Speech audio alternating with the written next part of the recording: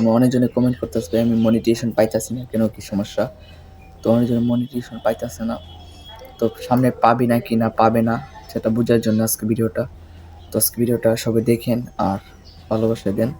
WhatsApp guys, this is Subaidullah, welcome to another video. তো কেমন আছেন সবাই? তো আশা করি সকলে অনেক অনেক ভালো আছেন।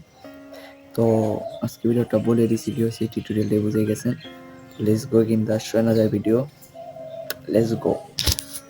তো প্রোফাইল ডিটেলসে চলে যাওয়ার পর মনিটাইজেশনে চলে যাবেন।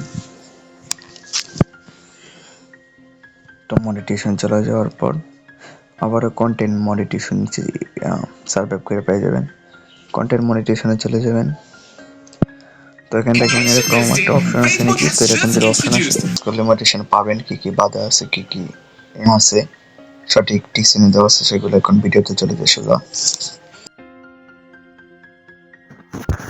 তো নিষেধগুলো হলো, আপনি কারো ভিডিও পোস্ট করতে পারবেন না। কারো ভিডিও যদি আপনি ডাউনলোড করে পোস্ট করেন তাহলে কন্টেন্ট মনিটাইজেশন পাবেন না। আর দ্বিতীয় ধাপটা হলো, আপনি কারো ভিডিও শেয়ার করে পোস্ট করতে পারবেন না। যদি শেয়ার করে পোস্ট করেন তাহলে আপনি কন্টেন্ট মনিটাইজেশন পাওয়ার ভাগ্য আপনার নাই।